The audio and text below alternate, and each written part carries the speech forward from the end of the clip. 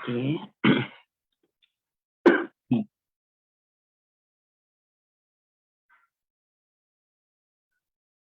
Assalamualaikum warahmatullahi wabarakatuh. Alhamdulillahirabbil alamin, wa bihi nasta'in ala umuri dunya waddin. Allahumma shalli ala Muhammad wa ala alihi wa sahbihi wa barik wa sallim. Subhanaka la ilma lana illa ma 'allamtana innaka antal alimul hakim. La haula wa la quwwata illa billah. Amma ba'd. Fadil Ustaz Yusof Arba'in, Akademi Tadabbur Malaysia. Puan-puan dirahmati Allah, alhamdulillah. Boleh ke saya dapat kepastian dahulu adakah suara saya didengari dengan baik ataupun sebaliknya?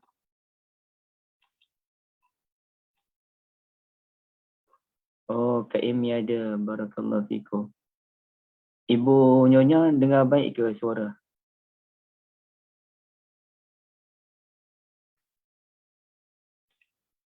Okey, jelas. Terima kasih. Okey. Okey, alhamdulillah kita syukur. Dengar jelas Ustaz. Dengar jelas. Susah Okey, sikit orang jelas. tua ni nak cari mana punat ni yang ni. Oh, mana nak buka apa kan? Ya, okey. Baik, terima kasih banyak pada yang bagi respon tadi. Jazakumullah khairan. Jadi insya-Allah kita akan teruskan pengajian kita dalam memahami karya 40 pesan tersirat dari langit. Hari ini kita dah hujung-hujung dah pun ya. Kita hari ini masuk yang ke-34 dah. 35 iaitu lafaz al-ilqa dan al-qazaf. Pertolongan Allah Ta'ala buat para pejuang. Ya. Nanti bila 37 sampai 41 dia lain perbahasan dia. Ya, 37 sampai 41 perbahasannya lain sedikit. Berbanding 1 hinggalah 36. Baik, kita tengok. Mungkin orang tanya macam mana buku ni bertajuk 40 pesan sedangkan isunya ada 41. Jadi kita ambil lafaz, kita bundar. Lagipun semacam Al-Imam Nawawi rahmatullahi alaih pun buat hadis 40 tetapi hadisnya ada 42. Cuma disebut hadis 40 ya. Jadi saya ada 41, saya namakan dia sebagai 40. Lafaz al-ilqa dan al-qazaf, kedua-duanya kalau kita terjemahkan biasa bererti melempar ataupun mencampak. Pertolongan Allah Ta'ala buat para pejuang. Ya, baik. Qadimah, Allah Ta'ala ni akan membantu sesiapa sahaja yang ikhlas berjuang menegakkan agama dan kalimahnya. Itu dapat kita fahami daripada banyak ayat Al-Quran. Antaranya dalam suratul Qital ataupun surah Muhammad sallallahu alaihi wasallam, kata Allah, ya ayyuhallazina amanu in tansurullaha yansurkum wa yusabbit aqdamakum. Wahai orang beriman, jika kamu sentiasa menolong agama Allah, Allah Ta'ala akan sentiasa menolong kamu. Wa yusabbit, dan Allah benar-benar sentiasa meneguhkan pendirian-pendirian kamu, kaki-kaki kamu. Baik. Jadi di sini kita dapat lihat bagaimana Allah Ta'ala memberikan bantuan kepada tentera-tentera Islam, pejuang-pejuang Islam. Bermula zaman Nabi SAW, diikuti zaman sahabat, sehingga kan meskipun mereka ada masa bertemu dengan 3 pihak. Apabila berperang dengan pihak negara Mekah, mereka keluar untuk berperang. Dalam masa yang sama dalam negara Madinah, adanya orang Yahudi yang menunggu masa untuk mengambil kesempatan, dan ada juga golongan munafik yang sentiasa menangguk di ayat yang keruh. Baik. Jadi alhamdulillah Islam mencapai kemenangan di tangan orang-orang yang saleh, di tangan orang-orang yang ikhlas. Ada masa kita tertanya-tanya juga kan, ibu-ibu sekalian, mengapakah pihak musuh ini berasa takut dengan para pejuang Islam sedangkan jumlah mereka jauh lebih banyak daripada pejuang itu sendiri, daripada pejuang Islam itu sendiri. Seperti dalam perang Badar, dalam perang Uhud, dan hampir semua perang lah. Melainkan dalam sejarahnya ada satu perang yang mana tentera Islam ramai, iaitu perang Hunain. Tapi yang lain jumlah tentera Islam sedikit. Jadi macam mana boleh menang sedangkan jumlahnya sedikit? Dan kalau kita lihat sejarah dengan jujur, bukan sahaja tentera Islam. Bahkan ada juga tentera bukan Islam yang jumlahnya sedikit namun mampu menjadi penguasa dunia. Mampu mengalahkan bangsa-bangsa yang besar. Jadi kita dapat lihat juga contoh pejuang Afghanistan dahulu di bawah kepimpinan tokoh-tokoh yang besar, antaranya Abdullah Azzam dan lain-lain. Mereka berjaya mengalahkan tentera Soviet Union. Ini kekal dalam sejarah diingati, ya. Baik. Jadi secara maknawi ataupun secara ruhi pasti ada campur tangan dari langit. Sebagaimana Allah Ta'ala menghantarkan tentera-tentera malaikat untuk menghulurkan bantuan kepada tentera-tentera Badar. Jadi untuk memahami perkara ini, tuan-tuan dan puan-puan dirahmati Allah, kita cuba menghayati dua kalimah, iaitu kalimah al-ilqa dan juga al-qazaf. Bukan hanya merujuk kepada orang yang berperang, tidak, ya. Tapi mana-manalah dalam bidang perjuangan. Sama ada Akademi Tadabbur Malaysia yang berjuang menghidupkan budaya ilmu, Masya Allah. Kemudiannya ataupun yang berjuang dalam isu kemanusiaan, yang perjuangkan anak yatim, yang perjuangkan ibu tunggal, yang perjuangkan pemerintahan yang adil dan saksama, yang berjuang di masjid dan surau, menghidupkan aktiviti, yang dakwah dan lain-lain. Jadi dua kalimah yang perlu kita hayati yang namanya al-ilqa dan juga al-qazaf yang bermaksud melempar. Jadi ada dua siri, ya. Ada dua siri. Siri yang pertama ini ataupun ada dua perbincangan. Untuk perbincangan yang awal, saya akan memberikan fokus kepada ayat 12 suratul Anfal dan juga surah Al-Hasyr ayat yang kedua, ya. Ayat 12 suratul Anfal dan ayat 2 suratul Hasyr. Baik. Kalau kita lihat secara umum dahulu ataupun mengikut bahasa, kalimah al-qazaf ini nampak lebih keras dan tegas dibandingkan dengan al-ilqa. Sehingga kan dalam ruang undang-undang Islam ini ada satu kesalahan yang boleh dikenakan hukuman had yang namanya qazaf, ya, namanya qazaf, ada dinyatakan dalam surah An-Nur, ya. Ada dinyatakan dalam surah An-Nur tentang hukum qazaf ini. Okey, kita cuba lihat, ya. Wallazina yarmunal muhsanat thumma lam ya'ti bi arba'ati syuhada fajliduhum thamanina jaldah wala taqbalu lahum syahadatan abada wa ulaika humul fasiqun. Sesiapa sahaja yang menuduh wanita-wanita suci berzina, kemudian mereka tidak mampu mendatangkan 4 orang saksi, maknanya mereka memang menuduh pun, ya. Maka sebatlah mereka sebanyak 80 sebatan. 1. Wala taqbalu lahum syahadatan abada, dan jangan dan tidak boleh menerima kesaksian mereka buat selama-lamanya. Jadi situ ada dua hukuman yang dikenakan.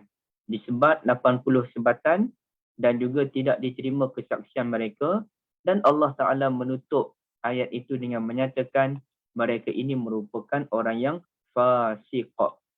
Kecuali kalau mereka bertaubat selepas itu dan kemudiannya membuat penjelasan balik, membetulkan semula keadaan, Allah Maha Pengampun, Maha Pengasih. Jadi ibu-ibu, tuan-tuan dirahmati Allah, cuba kita lihat bagaimana Allah Ta'ala sebut dalam suratul Anfal ayat 12. إِذْ يُوحِي رَبُّكَ إِلَى الْمَلَائِكَةِ أَنِّي مَعَكُمْ فَثَبِّتُوا الَّذِينَ آمَنُوا سَأُلْقِي فِي قُلُوبِ الَّذِينَ كَفَرُوا الرُّعْبَ فَاضْرِبُوا فَوْقَ الْأَعْنَاقِ وَاضْرِبُوا مِنْهُمْ كُلَّ بَنَانٍ. Jadi apa maksudnya ingatlah ketika Tuhanmu mewahyukan kepada malaikat, anni ma'akum, sesungguhnya aku menyertai kamu memberikan pertolongan, maka tetapkanlah hati orang-orang yang beriman. Aku akan mengisi. Cuba lihat perkataan digunakan al-ilqa, sa'ulqi. Sa'ulqi itu asal daripada kalimah al-ilqa. Sa'ulqi, kelak aku akan mengisi hati orang-orang yang kafir dengan perasaan gerun. Oleh itu, pancunglah leher mereka dan potonglah tiap-tiap anggota mereka. Ini dalam cerita perang. Jadi kalau kita lihat dalam Quran sebagai tambahan maklumat, kita akan jumpa kalimah iz dan juga iza. Contohnya iza, banyaklah kan. Iza zulzilatil ardu zilzalaha. Iza jaa nasrullahi wal fath. Ya, banyak. Dan ada juga kalimah iz, antaranya ayat 30 surah Al-Baqarah, wa iz qala rabbuka lil malaikati inni ja'inu fil ardi khalifah. Banyak jugalah ayat lain, termasuklah ayat 12 surah Al-Anfal, iz yuhi rabbuka ilal malaikah. Kalau ditanyakan kepada kita, tuan-tuan dan puan-puan, apakah beza antara iza dengan iz? Maka jawapannya begini, wallahu alam, iza ni merujuk kepada benda yang akan berlaku, ya, akan berlaku. Contohnya, iza jaa nasrullahi wal fath, apabila datang kemenangan daripada Allah. Jadi maknanya bila menang nanti sekian-sekian. Ataupun ayat iza zulzilatil ardu zilzalaha, bila maknanya nanti bumi digoncang dengan segoncang-goncangnya. Tetapi perkataan is merujuk kepada perkara yang lepas. Dan ingatlah ketika Tuhanmu berkata kepada malaikat, sesungguhnya aku ingin menjadikan di bumi ini adanya khalifah. Maka ayat ini pun merujuk pada cerita yang lepas. Bagaimana Allah Ta'ala sebut sekian-sekian-sekian, dan antaranya Allah sebut sa'ulqi fi qulubil ladzina kafarur ra'b. Kelak aku akan mengisi hati orang-orang kafir. Silapnya, saya minta maaf. Kelak aku akan mengisi dalam, sepatutnya saya kena hati-hati tengok terjemahan. Yang ni terjemahan saya biasa ambil dari internet je, tanpa saya tengok pula secara lebih halus. Okey, baik, saya terjemah di sini je. Kelak aku akan mengisi dalam jantung-jantung orang-orang yang kafir ketakutan. Maknanya Allah akan mengisi perasaan takut ke dalam jantung orang-orang kafir. Jadi dalam tu sendiri, dalam jantung itu sendiri ataupun kalbu adanya ketakutan. Baik. Tuan-tuan dan puan-puan dirahmati Allah yang saya kasihi, Ibn Ashur membezakan ayat anni ma'akum fasabbitul ladzina amanu, yang awal tu anni ma'akum fasabbitul ladzina amanu, dengan ayat sa'ulqi fi qulubil ladzina kafarur ru'b. Yang pertama tu memberikan semangat kepada orang beriman, manakala itu adalah melalui malaikat. Manakala yang kedua itu pula perasaan gurun itu adalah melalui syaitan, kata Ibn Ashur. Tapi ceritanya ayat yang pertama untuk orang beriman, ayat yang kedua untuk orang yang tidak beriman. Baik.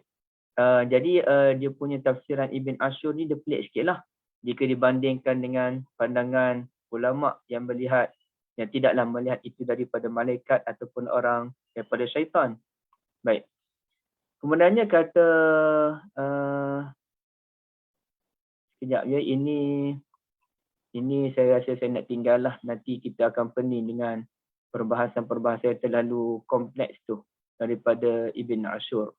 Baik, jadi tuan-tuan dan puan-puan dirahmati Allah, kita terus rujuk kepada ayat sa'ulqi fi qulubil ladzi tadi. Allah Ta'ala yang mencampakkan perasaan takut ke dalam jantung-jantung orang kafir.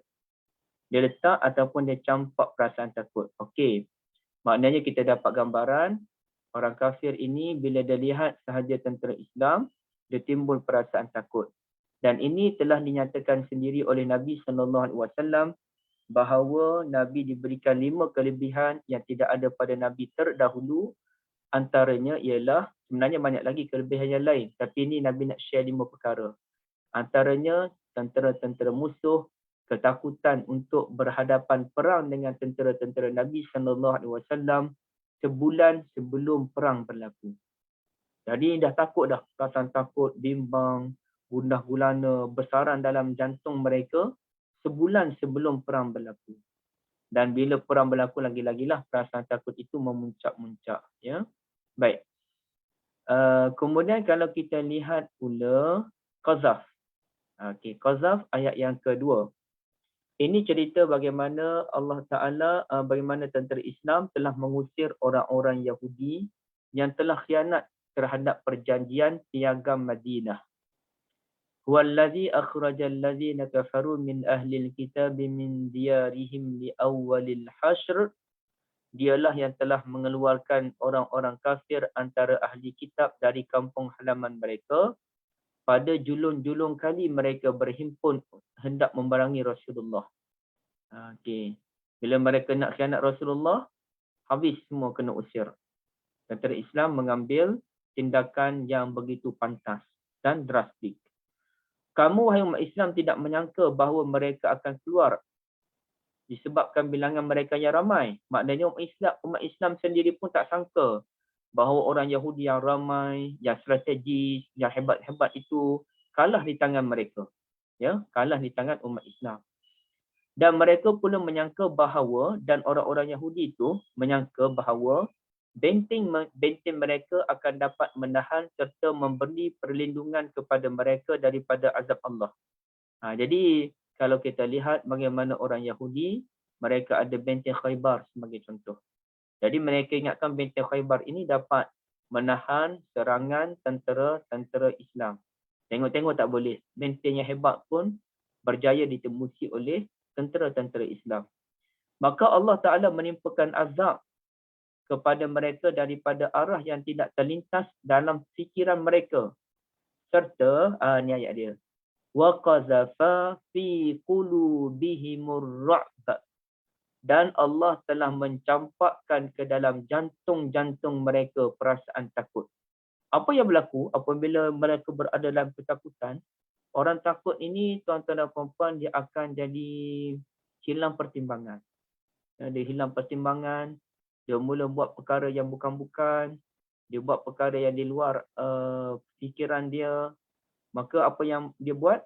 Lalu mereka membinasakan rumah-rumah mereka dengan tangan mereka sendiri dari arah dalam, sambil tangan orang-orang beriman mengepung mereka dari arah luar. Jadi mereka yang duduk dalam benteng ni dah jadi bela sangat, tekanan demi tekanan. Entah apa yang berlaku, saya pun kena tengok balik dalam sirah. Mereka sendiri membinasakan rumah-rumah mereka. Yang berada di dalam sebalik benteng itu. Sedangkan di luar, orang beriman pula yang mengepung mereka. Dan di situlah kita dapat lihat keseluruhan konteks suratul Hasyr yang menunjukkan orang Islam telah memutuskan bekalan makanan daripada sampai ke dalam benteng Khaybar. Maka insaflah dan ambillah pengajaran. Jadi tuan-tuan dan dirahmati Allah, kalau kita lihat dalam suratul Anfal tadi, Allah Ta'ala menyatakan Allah mencampakkan perasaan takut dalam jantung orang kafir.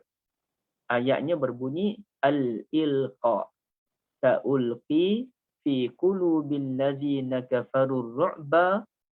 Kelak aku akan mencampakkan dalam jantung orang-orang kafir perasaan takut.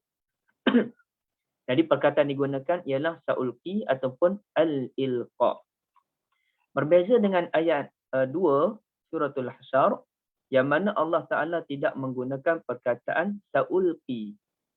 Sebaliknya Allah menggunakan perkataan al-qazaf wa qazafa fi qulubihimur ra'ba. Dan Allah mencampakkan ke dalam jantung-jantung mereka perasaan takut. Maka kita pun tertanya-tanya, apakah yang membezakan kalimah al-ilqa dengan al-qazaf? kenapakah untuk orang kafir yang berperan dalam perang Badar mereka disebut sebagai al-ilqa, manakala dalam kes perang dengan Yahudi ini disebut qazaf. Jadi apa beza antara al-ilqa dengan al-qazaf? Jawabnya begini, tuan-tuan dirahmati Allah, Ibn Ashur menjelaskan, ya.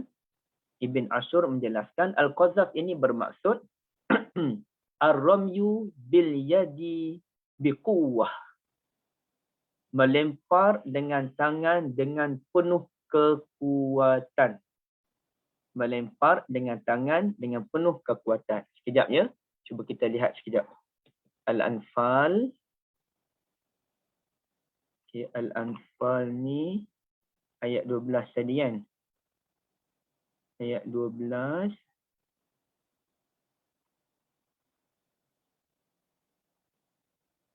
Okey, betul lah. Ini merujuk kepada perang Badar. Dan seingat saya memang suratul Hasyr, takut saya silap. Suratul Hasyr ini seingat saya memang merujuk kepada perang Khaybar. Kalau saya silap, saya minta maaf ya. Baik, kata Ibn Ashur, al-qazaf ini ar-ramyu bil yadi biquwwah, melempar dengan penuh kekuatan sekaligus menghasilkan kesan dia. Ibn Ashur menjelaskan kalimah al-qazaf lebih kuat dibandingkan dengan kalimah al-ilqa. Ya, kalimah al-qazaf lebih kuat dibandingkan kalimah al-ilqa. Maknanya serangan perasaan takut yang ditanam ke dalam jantung-jantung orang Yahudi lebih kuat dibandingkan perasaan takut yang ditanam ke dalam jantung-jantung orang yang kafir. Mana perasaan takut orang Yahudi itu lebih kuat. Apa buktinya? Buktinya mereka yukhribuna buyutahum biaidihim, mereka sendiri merobohkan rumah-rumah mereka dengan menggunakan tangan-tangan mereka. Kerana perasaan takut yang begitu besaran dalam diri mereka. Menurut Al-Qurtubi, maksud ayat ini ialah dengan matinya ketua mereka yang bernama Ka'ab bin Al-Ashraf. Bila ketua dia mati itu, maka perasaan takut itu makin membuak-buak. Menyebabkan tindakan mereka pun tidak lagi, kita kata apa, tidak lagi rasional. Jadi begitu juga kalau kita lihat dalam kes perang Badar. Perang Badar ini dia perang secara terbuka. Ya, perang secara terbuka. Bahkan sirah yang berdasarkan hadis menunjukkan sebelum berlakunya perang secara beramai-ramai itu, mereka bertempur dahulu dalam 3 orang wakil. Orang Quraisy, orang Arab Mekah hantar 3 wakil, tentera Madinah hantar 3 wakil, iaitu Hamzah, Ali dan seorang lagi saya lupa. Jadi berlawan situ dulu secara terbuka dan semua orang tengok tanpa campur tangan. Kemudian barulah berlawan beramai-ramai. Jadi dia terbuka, dia tidak ada benteng. Berbeza dengan orang Yahudi, mereka selepas kalah mereka lari sampai ke tempat Khaybar, dan bila sampai di Khaybar itu mereka pun berlindung di sebalik benteng. Jadi bila ada benteng, maka benteng ini perlu kekuatan untuk dipecahkan. Sebagai sesuai dengan kita memerlukan kekuatan untuk memecahkan benteng, maka perkataan qazaf yang menunjukkan lemparan yang kuat dibandingkan dengan al-ilqa digunakan dalam surah Al-Hasyr. Ya, digunakan dalam surah Al-Hasyr. Baik. Okey, boleh jelas ya? Kalau tuan-tuan dan puan ada sebarang persoalan tak jelas di mana, bagi tahu je. InsyaAllah kita cuba bincangkan ya. Wallazi akhrajal ladzina kafaru. Cuba kita lihat je. Saya takut saya ada tersilap. Saya nak cuba confirm balik. Okay, ini cara yang mudah lah. Cara yang mudah. Untuk tengok tafsir.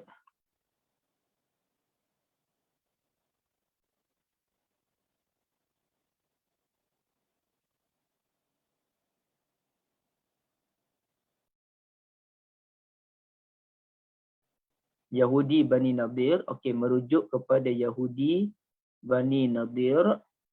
Kemudiannya. Okey.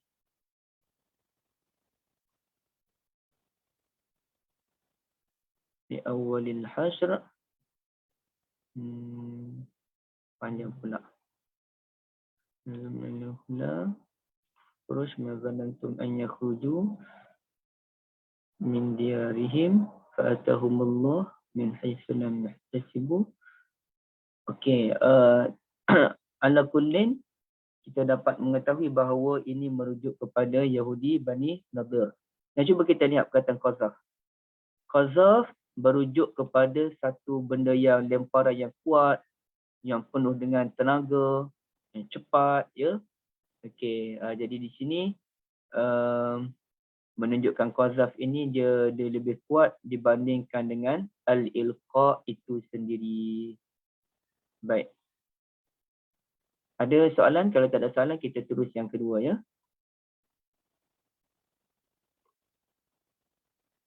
Dr. Fadal disebut ni pengajarannya. Dr. Fadal menyatakan ketika berlaku pertembungan antara orang Islam dengan orang kafir dalam perang Badar, pertahanan mereka hanyalah perisai. Berbeza dengan pertembungan antara orang kafir dengan Yahudi, orang Islam dengan Yahudi Bani Nadir, pertahanan mereka lebih kuat iaitu benteng. Diseru untuk meruntuhkan benteng, perkataan qazaf lebih sesuai digunakan. Okey, satu. Jadi di sini pengajaran yang kedua ialah kita perlu mengukur kekuatan kita dan juga kekuatan musuh agar kita dapat membuat perkiraan. Apa strategi kita, apa perancangan kita, sejauh mana kekuatan tenaga kita yang perlu digunakan untuk mengalahkan tentera musuh. Dan ini mengingatkan saya kepada orang panggil apa, kata-kata hikmah Cina zaman-zaman dahulu. Kalau kita mengenal musuh kita secara mendalam, maka kita dapat mengalahkan musuh walaupun kita berseorangan dalam perang tersebut. Ya, betul tuan-tuan dan puan-puan sekalian. Bagaimana Nabi SAW setiap kali perang, Nabi akan hantar perisik-perisik untuk mengukur kekuatan tentera musuh, dan disitulah Nabi pun ukur kekuatan yang ada pada tentera baginda SAW, dan Nabi pun mula mengatur, mencorak pasukan yang sesuai untuk bertembung dengan pihak musuh. Ya, apakah strategi yang paling sesuai? Okey, baik. Begitu juga yang kekuatan yang dimiliki oleh Khalid bin Al-Walid yang menggunakan perang psikologi sehingga berjaya menakutkan tentera-tentera Romawi yang berjumlah 200,000 orang lawan tentera Islam yang jumlahnya lebih kurang dalam berapa ribu orang je. Saya pun dah lupa lama maklumat ini. 3,000 ke 30,000. Maknanya jumlah beza tu amat ketara.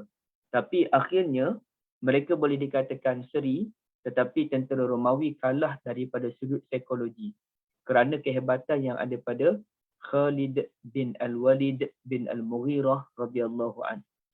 Kadang-kadang kekalahan itu berlaku disebabkan kesilapan kita yang terlalu yakin dengan bilangan dan kelengkapan. Jadi bila kita terlalu yakin pun bahaya juga. Jadi kemenangan ini perlu diukur dengan kebijaksanaan, keberanian, niat yang ikhlas, dan yang penting bergantung kepada Allah Azza wa Jal Al-Fatih. Jadi macam tadi, Allah Ta'ala yang campak perasaan takut dalam diri musuh. Sa'ulqi fi qulubil ladzina kafarur ru'b wa qazafa fi qulubihimur ru'b. Allah Ta'ala yang campak perasaan takut tersebut. Jadi dengan bantuan daripada Allah, barulah kita boleh mencapai kemenangan dan menghasilkan kejayaan insya-Allah. Baik. Jadi ini yang pertama. Yang kedua, sekarang kita lihat pula al-qazaf, al-ilqa dengan al-qazaf ciri yang kedua pula. Baik. Dengan kita merujuk kepada ayat 151 surah Ali Imran, kata Allah Azza wa Jal, sanulqi, tadi saulqi. Saulqi, yani sanulqi. Sanulqi fi qulubil ladzina kafarur ru'ba bima asyraku billahi ma lam yunazzil bihi sultana.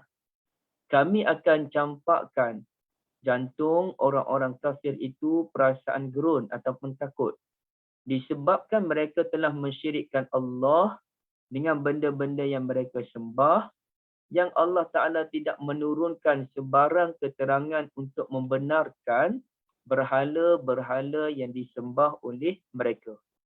Jadi mereka sembah berhala ni, padahal berhala tu bukannya benda yang betul pun, ya. Baik. Jadi tuan-tuan dan puan-puan dirahmati Allah, kemudian disebutkan wa ma'wahumun nar, tempat perlindungan mereka nanti ialah neraka. Jadi neraka tu tempat berlindung buat mereka, tempat mereka tinggal.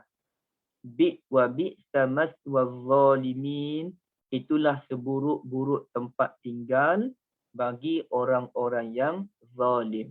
Jadi kafir ialah orang yang zalim. Sama, ya. Tapi ini zalim peringkat yang tinggi lah, bukan zalim peringkat yang biasa. Kerana zalim pun dia ada martabat ataupun peringkat dia. Jadi perkataan yang digunakan ialah al-ilqa sanulqi. Allah campak ke dalam jantung-jantung orang kafir perasaan takut. Okay, baik, tapi ini bukan isu perang. Ya, ini bukan isu perang kan.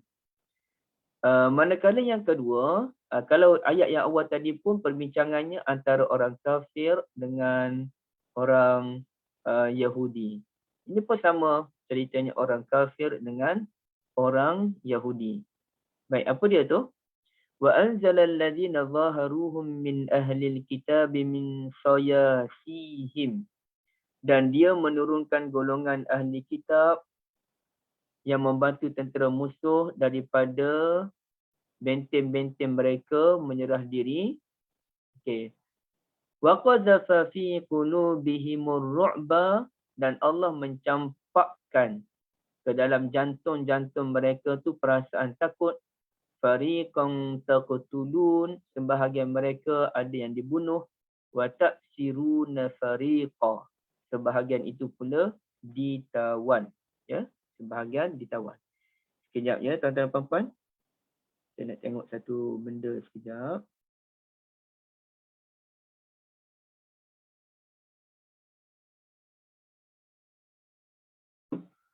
Okey. Okey, sekejap je .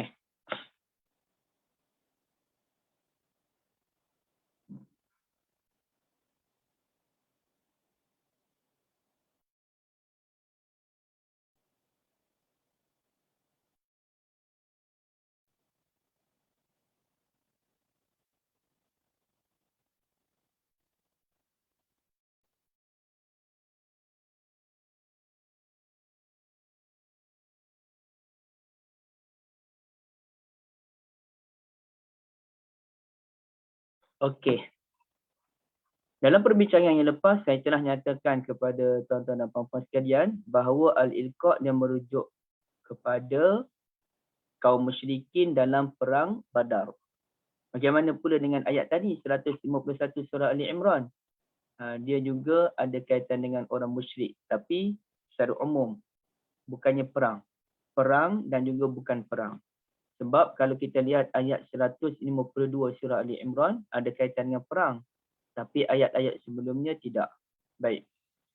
Jawapan yang sama seperti digunakan sebelum ini, Al-Qazaf merujuk kepada, ya, Al-Qazaf merujuk kepada pertembungan dengan orang Yahudi yang ada benteng.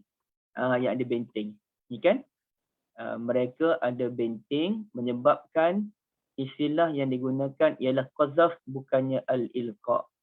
Bagaimana yang saya terangkan tadi, al-qazaf memerlukan kekuatan yang berganda dibandingkan dengan al-ilqa'.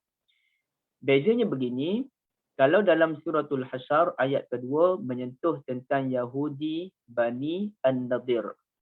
Manakala ayat 26 suratul Ahzab merujuk kepada Yahudi Bani Quraizah.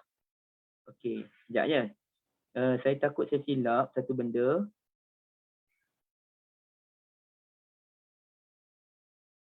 Saya nak confirm. Saya nak double confirm benda ni.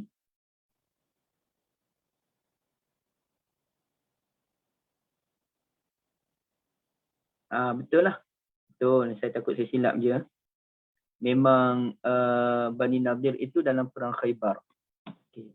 Kalau kes ayat surah Al-Hasyr tadi ayat 2 melibatkan Bani Nadir dalam perang Khaybar. Manakala ayat 26 pula merujuk kepada suratul Ahzab, merujuk kepada Yahudi Bani Quraizah. Yahudi Bani Quraizah. Yahudi Bani Quraizah ni begitu geram Nabi SAW terhadap Yahudi Bani Quraizah, yang mana bila masa tu Nabi baru sahaja selesai daripada satu perang. Saya pun kena cek balik, saya minta maaf lah beberapa maklumat sirah tu sebab lama tak baca, lupa. Bila Nabi balik tu je, Nabi dah nak berkemas lah, dah baru-baru balik perang, nak buka baju besi dan sebagainya, nak buka baju perang. Masa itulah Jibril alaihi salam turun jumpa Nabi SAW dan sebut, adakah kamu dah nak berhenti sedangkan malaikat belum lagi berhenti. Maka di situlah Nabi mendapat maklumat bagaimana Yahudi Bani Quraizah telah mengkhianati perjanjian piagam Madinah. Maka Nabi pun terus minta para sahabat bersiap dan Nabi SAW mengeluarkan satu arahan yang begitu popular. Sama ada dalam bidang politik, dalam bidang ketenteraan, bahkan dalam bidang fikih. Ada terutamanya dalam bidang fikih dibahaskan isu ini. Kata Nabi SAW, bergeraklah kamu ke perkampungan Bani Quraizah, jangan solat asar melainkan di perkampungan Bani Quraizah. Jangan kamu solat asar melainkan di perkampungan Bani Quraizah. Maka di situlah kita jumpa dengan satu cerita yang mana bila tentera Islam dalam perjalanan ke perkampungan Bani Quraizah, asar dah masuk, maka sebahagian sahabat solat asar dahulu, tetapi sebahagian sahabat yang lain melewatkan salatul asar dan mereka solat apabila tiba di kampung Bani Quraizah. Golongan yang pertama dia takwil hadis Nabi. Maksudnya Nabi nak suruh bergerak cepat, kalau boleh asar tu dah sampai dia ke perkampungan Bani Quraizah. Manakala golongan kedua pula pegang dengan zahir hadis Nabi dan Nabi kata kena solat asar di sana, walaupun lewat, walaupun dah masuk maghrib, kena solat asar di sana. Itu perintah Nabi SAW secara zahir, dan Nabi bila dengar aduan daripada sahabat mana satu kalangan kami yang tepat, Nabi mendiamkan diri. Artinya Nabi merestui kedua-dua pandangan. Ya, pandangan yang meniat secara zahir pun Nabi terima, pandangan yang mentakwilkan hadis Nabi pun Nabi terima. Cuma sebahagian ulama seperti Yusuful Qaradawi, Syekhuna, menyatakan lebih baik pandangan yang pertama yang mentakwilkan maksud hadis Nabi SAW. Baik. Ustaz Muhammad Ismail Atuk menambah, kalimah Al-Qazaf bermaksud mencampakkan perasaan takut serta merta bisur'atin tadi, dan sekaligus membuatkan mereka terkejut, kaget dan terperanjat. Itu. Tiba-tiba je berlaku. Tiba-tiba je berlaku. Macam orang tiba-tiba je dia takut. Dia tengah naik kereta, tiba-tiba nampak satu benda, dia takut tiba-tiba. Nampak lori yang laju. Itulah ibaratnya qazaf. Takut tiba-tiba. Baik. Manakala kalimah ilqa disebut dengan ada sa di depan. Kalau kita lihat dalam ayat Ali Imran 151 dan kita lihat ayat 12 yang tadi kan, dalam surah Al-Anfal, dalam surah Al-Anfal disebut sa ulqi, dalam surah Ali Imran disebut sa nulqi. Sa ni artinya akan, menunjukkan adanya tempoh masa, akan. Sebagai contoh, saya katakan, saya akan menjemur pakaian sekejap lagi. Dia akan. Pukul 10 lebih, habis kelas, baru saya nak bertindak. Tapi kalau serta-merta ni, kalau Al-Qazaf, dia serta-merta. Jadi ketakutan yang dialami oleh orang Yahudi Bani Nadir dan Yahudi Bani Quraizah itu bersifat serta-merta. Manakala yang orang-orang kafir di Mekah, mereka bukannya serta-merta. Artinya pertemuan antara umat Islam dengan Yahudi ini lebih kritikal nampaknya tuan-tuan dan puan-puan sekalian. Ya, lebih kritikal, dan jarak kedudukan Nabi dengan orang Yahudi pun tak jauh sebab mereka satu negara. Berbeza dengan orang Mekah, mereka ambil masa nak sampai ke tempat perang tu, nak berperang dengan tentera Islam Madinah, mengambil masa. Maka perkataan sa sesuai digunakan, akan. Tetapi orang Yahudi ni tinggal satu negara dengan Nabi SAW. Cuma mereka khianat perjanjian Nabi. Bani An-Nadir, Bani Quraizah, Bani Qainuqa, ini khianat kepada perjanjian piagam Madinah. Diseru kerana mereka duduk dekat, maka tidak lagi digunakan perkataan sa, sebaliknya qazaf. Wa qazafa fi qulubihimur ru'ba, dan kerana permusuhan mereka ni dahsyat, kemudian ada benteng pula yang digunakan untuk pertahanan mereka, maka perkataan qazaf yang menunjukkan lemparan yang berganda, lemparan yang kuat, lemparan yang memerlukan tenaga, digunakan berbanding dengan al-ilqa yang bermaksud melempar sahaja. Jadi itu beza antara al-qazaf dengan al-ilqa. Jadi di sini, cuba kita lihat tuan-tuan dan puan-puan sekalian. Kalau tadi perkataan itu digunakan dalam perang, sekarang saya nak lihat perkataan ini daripada aspek yang lain pula. Ya, daripada aspek yang lain, iaitu melibatkan seorang wanita yang begitu mulia, dikenal dalam sejarah sebagai tokoh ibu misali. Ya, tokoh ibu misali, iaitu ibu Nabi Musa alaihi salatu wassalam. Baru saja tadi saya hantar anak darjah 1 ke sekolah. Jadi hantar sekolah dia ni ambil masa 20 minit. Kemudian nanti balik pun 20 minit. Jadi saya masa tu, minta maaf ya, saja nak cerita sikit. Bila kami nak buat keputusan anak ni nak sekolah kat mana, ada sekolah dekat. Sekolah dekat ni kalau jalan kaki lebih kurang dalam 7 minit. Kalau naik kereta 1 minit 2 minit dah sampai. Jalan kaki dalam 7 minit ke 10 minit lah, dekat lah. Memang dekat sangat. Satu kira sekolah yang dekat ni, satu mukim lah kita katakan. Ataupun nak sekolah yang satu lagi agak jauh dalam 20 minit. Kalau kira shortnya, sekolah dekat lah. Balik pun kalau jam, saya boleh jalan kaki je ambil dia. Ataupun saya belilah basikal ke untuk ambil dia.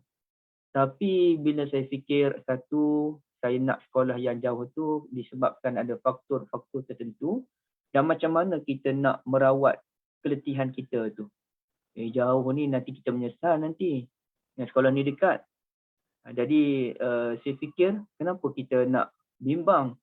Sebab dalam tempoh yang jauh 20 minit tu, pergi balik saya ada 40 minit dengan anak saya tu, inilah masa untuk kita bercinta dengan anak kita. Berkasih sayang dengan anak kita. Dan saya boleh berkongsi macam-macam maklumat dengan anak saya. Alhamdulillah tadi saya cerita tentang Nabi Musa. Dari awal sehinggalah Nabi Musa pergi ke Madian dan berkahwin, nanti sambunglah macam mana Nabi Musa nak ni pula.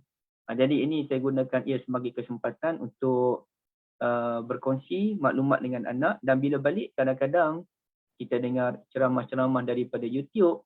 Alhamdulillah binikmatihi tatimmus shalihat. Alhamdulillah dengan nikmatnya banyak kebaikan-kebaikan dapat dicapai sekiranya kita berminda positif insya-Allah. Baik. Jadi ayat Al-Quran ada kaitan dengan al-ilqa tu, ada kaitan dengan ibu Nabi Musa alaihi salatu wassalam. Okey, baik. Wa auhayna ila ummi Musa an ardi'i. Dan kami wahyukan kepada ummi Musa untuk susukan anakmu. Jangan bimbang. Susukan anakmu. Kerana dengan menyusu anak itulah adanya bonding antara ibu dengan anak, menyebabkan bila Nabi Musa pergi ke istana Fir'aun, baginda wa harramna alaihil marabi'a min qabl, baginda tak nak menyusu dengan mana-mana wanita. Kerana kenangan baginda tertumpah, emosi baginda tertumpah kepada ibu baginda. Sebab dah menyusu dengan mak dia. Jadi dia budak, dah ada deria rasa yang tinggi. Dia nak mak dia je lah. Baik. فَإِذَا خِفْتِ عَلَيْهِ فَأَلْقِيهِ فِي الْيَمِّ وَلَا تَخَافِي وَلَا تَحْزَنِي. Nanti bila kamu dah rasa takut, rasa tak selamat, rasa Fir'aun dah dekat dengan tempat kamu, maka barulah kamu fa'alqihi. Perkataan fa'alqihi, yakni al-ilqa. Maka kamu letakkan jadi laut, jangan kamu takut. Wala takhafi, merujuk kepada Allahumma inni a'udzu bika minal hammi wal hazan. Wala takhafi ni artinya jangan kamu takut apa yang berlaku nanti. Nasib anak kamu yang diletakkan ke dalam laut tu, jangan kamu fikir. Wala tahzani, dan jangan kamu bimbang dengan tindakan kamu yang lepas. Maknanya jangan pula lepas letak anak tu duk ingat lagi betul ke tak betul tindakan aku ni. Kenapalah aku tak jaga dia betul-betul. Kenapa aku tak sembunyi di tempat lain. Jangan fikir lagi. itu memang ilham daripada Allah Azza wa Jalla. Inna radduhu ilaiki wa ja'iluhu minal mursalin. Sesungguhnya kami benar-benar akan kembalikan anakmu itu kepadamu dan kamilah yang menjadikan. Kamilah yang menjadikan dia termasuk kalangan Rasul. Jadi perkataan digunakan ialah fa'alqi. Dan perkataan al-ilqa ini sinonim dengan Nabi Musa alaihi salatu wasalam. Antaranya Nabi Musa juga wa alqal alwah. Nabi Musa pernah al-ilqa, dikatakan mencampakkan kitab Taurah dan mengundang perbahasan yang panjang. Nabi Musa campak ke, Nabi Musa letak. Itu ada saya sebutkan dalam satu buku saya yang bertajuk Kisah Nabi Musa alaihi salam menurut Al-Quranul Karim. Dia bukan cerita pasal Nabi Musa, tak, tapi kajian Al-Quran, bahasa, kalimat dan sebagainya melibatkan kisah Nabi Musa alaihi salam. Baik. Jadi di sini satu penggunaannya ini fa'alqi, perkataan alqa digunakan, al-ilqa. Tapi cerita yang sama tentang ibu Nabi Musa, perkataan qazaf pula digunakan. Ini pelik. Tadi ilqa, ini qazaf pula. Anikzi fihi fitabut, kamu qazaf anak kamu ke dalam peti. Fakzi fihi fil yamni, kamu qazaf pula dalam peti itu, tabut, kamu qazaf tabut itu ke dalam laut. Fal yulqihi, ilqa pula. Ini pelik. Qazaf pada, ilqa pun ada. Fal yulqihil yammu bisahil, maka biarlah laut itu membawanya terdampar ke pantai. Ya'khudhu aduwwun li wa aduwwun lah, anak itu akan diambil oleh musuhku dan musuhnya. Wa alqaitu, ilqa pula. Ini memang pelik. Ini memang pelik. Wa alqaitu alaika mahabbatan minni, aku akan campakkan ke atas, aku akan mencampakkan kemurahanku, perasaan kasih sayang orang terhadapmu. Makna Allah akan campakkan perasaan cinta Allah kepada diri Nabi Musa, menyebabkan orang kasih kepada Nabi Musa. Walitusna'a ala aini, walitusna'a ala aini, dan supaya kamu dibela, dipelihara dengan pengawasanku. Jadi di sini lagi pelik. Yang tadi ilqa je, fa'alqihi. Saya harap tuan-tuan dan puan-puan boleh jelas ya apa yang saya terangkan. Yang keduanya, dia ada qazaf dua kali, anikzi fihi, fakzi fihi, kemudiannya ada al-ilqa, fal yulqihi, dengan wa alqaitu, ilqa, dan aku campak. Qazaf campak.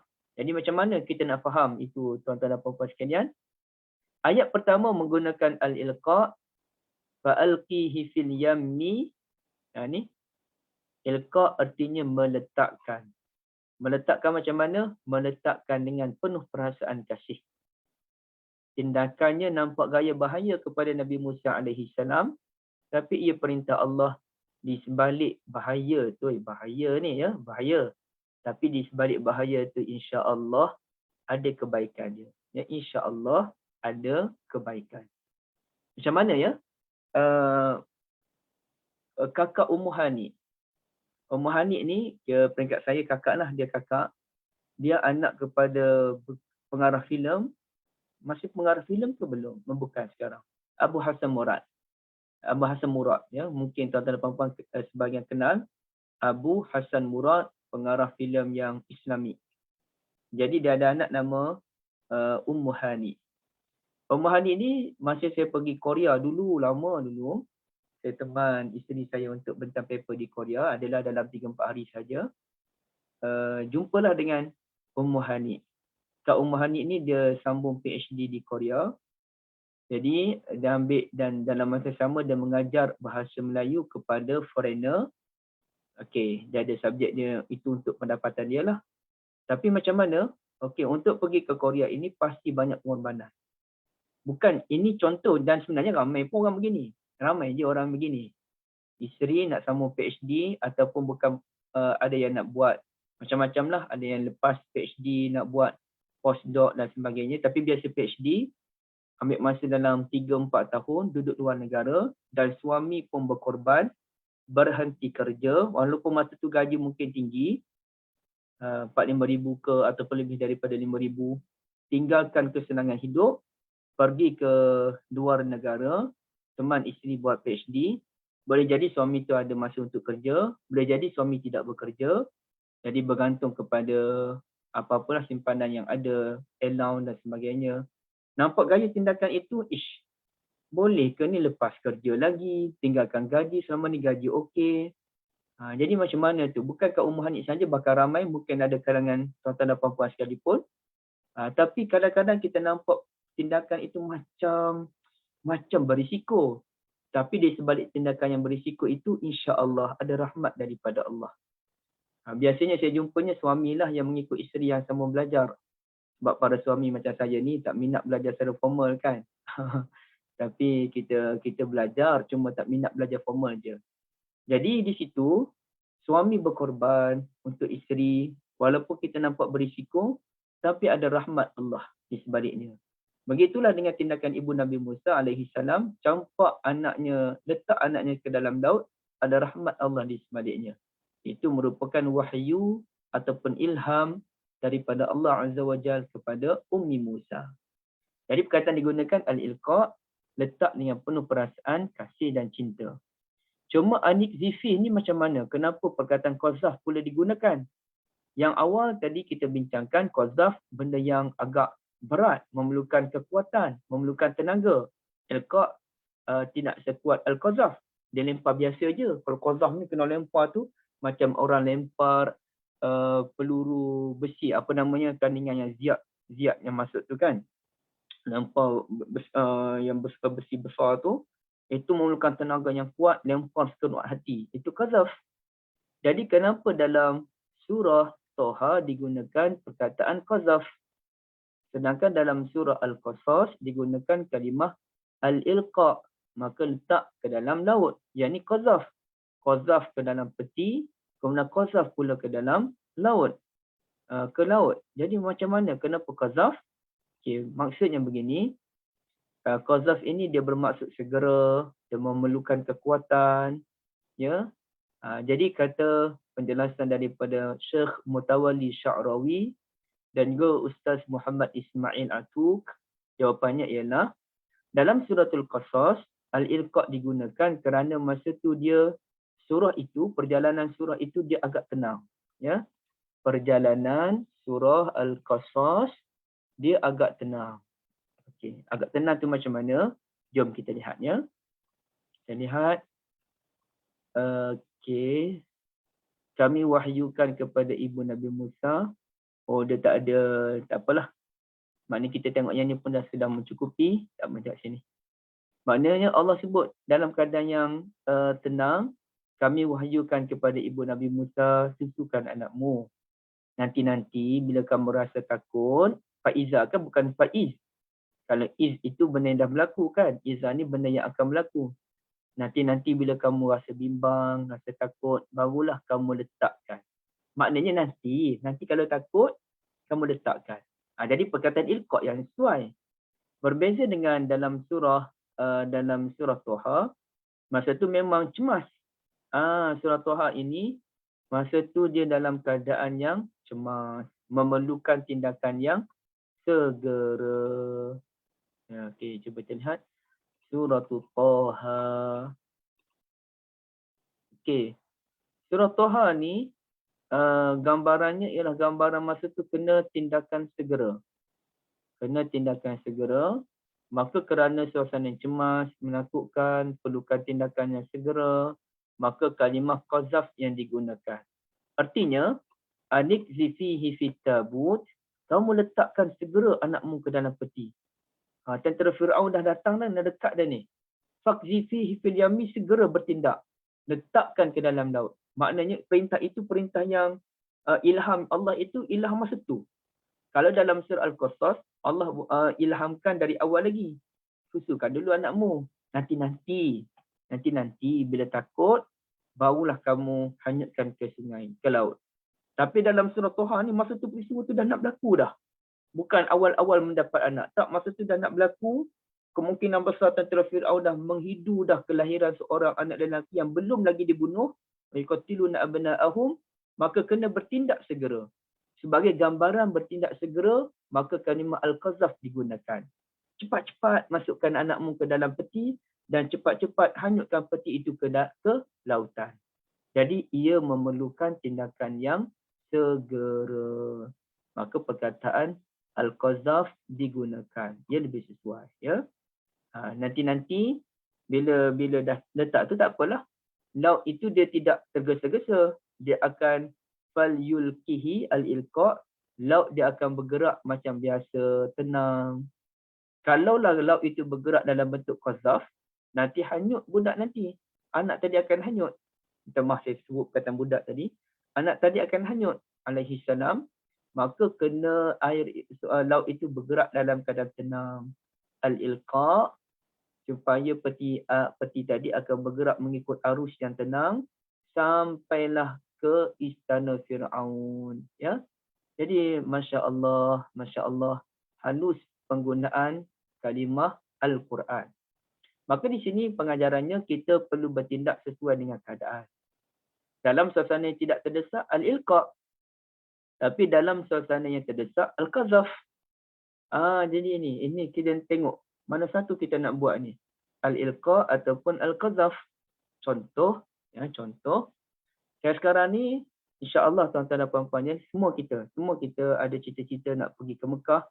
Bagi siapa yang belum ke Mekah untuk tunaikan haji. Umrah mungkin insya-Allah pernah, haji mungkin belum lagi kan. Jadi kita doa sama kita supaya kita dapat menunaikan rukun Islam yang kelima ini. Maka sekarang ni bila haji nak bermula? Bulan 4 kita akan puasa. Kemudian beberapa bulan kemudian akan masuk bulan haji.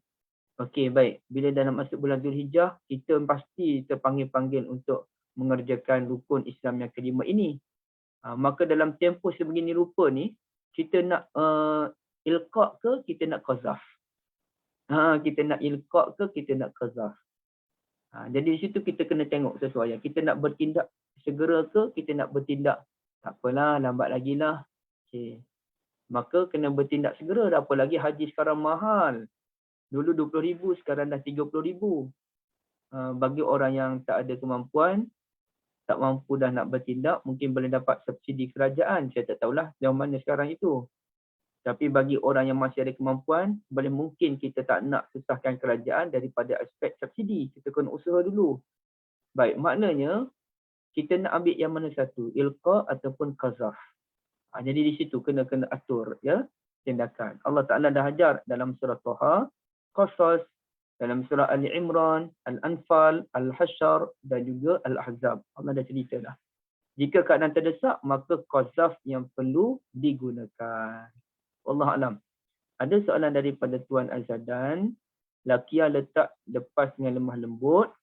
Begitu juga Nabi Musa terlepas papan Taurat, lempar ulkuya. Kalau Nabi Musa tu pun dia letak kitab Taurah Kak Dina. Oh Kak Dina. Barakallahu fikum. Lupa tukar nama. Okey, tak apa. Nabi Musa terlepas dia letak kitab Taurah dengan penuh kasih sayang wa alqal alwah. Jadi macam mana pula dengan alqa dalam suratul muluk? Macam mana tu? Ya Allah, saya pun tak tahulah Kak Dina. Kak Dina sebut, lempar kullama ulqiya fiha faujun ta'alahum khazanatuha alam ya'tikum nazir. Setiap kali dicampakkan penduduk neraka tu ke dalam neraka, sekian. Adakah itu bermaksud tidak terdesak, memang dah plan ke macam mana? Kak Dina, wallahu a'lam, saya tak tahu. Cuma bila Kak Lina sebut tu saya teringat ada satu lagi surah yang dibandingkan dengan suratul muluk. Tapi saya lupa surah apa. Yang mana surah ini kelihatannya lebih kritikal dibandingkan dengan suratul Mulk itu sendiri. Suratul Mulk itu kita rasa kritikal dah. Tapi surah ini lebih kritikal, lebih dahsyat dia punya penggunaan bahasanya. Tapi saya lupa surah apa ya, di mana saya bincang pun saya dah lupa dah. Surah apa dah berkaitan benda tu ya. Saya pun tak ingat kat mana saya bincang. Surah apa tu. Tapi dia punya gambaran dalam surah itu lebih dahsyat, lebih menggerunkan dibandingkan dengan suratul Mulk. Kerana suratul Mulk ini walaupun Allah Ta'ala cerita tentang unsur-unsur azab, tapi Allah Ta'ala pun cerita tentang kerahmatan daripada Allah. Ala ya'lamu man khalaqa wa huwal latiful khabir. Allah itu maha lembut. Dan Allah Ta'ala pun guna perkataan yang lembut dalam ayat sebagai contoh. Awalam yarau ila tayri fawqahum saffatin wa yakbid ma yumsikuhunna illa ar-Rahman. Allah guna perkataan Ar-Rahman itu menggambarkan kelembutan. Jadi suratul Mulk ini boleh kita panggil sebagai surah yang Allah guna kedua-dua elemen. Elemen keras pengguna, elemen memujuk pengguna. Elemen gertak guna, elemen motivasi pengguna. Jadi Allah Ta'ala tidak menggunakan gertakan yang begitu keras dalam suratul Mulk. Walaupun dengarnya dahsyat tu. Iza sami'u laha syahiqan wa hiya tafur. Iza sami'u laha syahiqan wa hiya tafur. Apa ya? Okey, itu bunyi macam keras. Tapi dia tidak sekeras dengan satu lagi surah. Cuba saya lihat sekejap je. Minta maaf dah 10 lebih tapi izinkan saya sikit je masa. Sebab masa tak puas hati. Syahiqan wa hiya tafur. Syahiq ke apa ya? Aduh. Syahiq fil Quran. Okey, surah Hud, tuluz zafir. Lahum fiha zafirun wa syahiq. Yes, suratul Furqan. Suratul Furqan. Okey, ayat 12 Cuba saya nak tengok dulu. Suratul Furqan ayat 12, sikit je semua kita habiskan.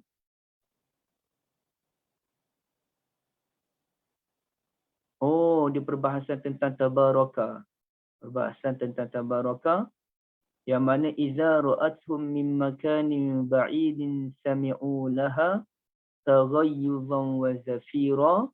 Wa iza ulku, tapi dia guna perkataan ulku juga. Sama dengan al-mulk, kullama ulqiya fiha. Yang ini wa iza ulku minha. Apa beza antara fiha dengan minha? Jadi di sini Kak Lina, saya tak pasti apa maksud alqa, al-ilqa dalam suratul Furqan dan juga suratul Mulk. Dia memerlukan kajian yang lain. Apapun Kak Lina, jazakumullah khairan atas membuka ruang yang begitu luas dalam kajian Quran ini. Jazakumullah khairan.